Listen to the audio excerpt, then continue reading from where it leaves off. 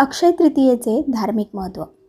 हा दिवस भगवान विष्णूंचा दिवस म्हणून मानला जातो.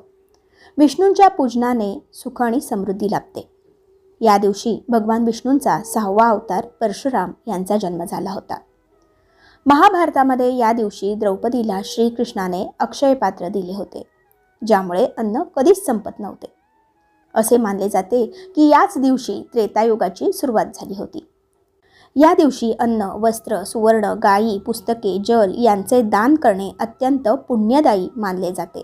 विशेषतः गरिबांना अन्नदान केल्यास अष्टगुणित पुण्य लाभते. या दिवशी सोनं खरेदी करणे शुभ मानले जाते, कारण ते सदैव वाढतच जातं अशी श्रद्धा आहे.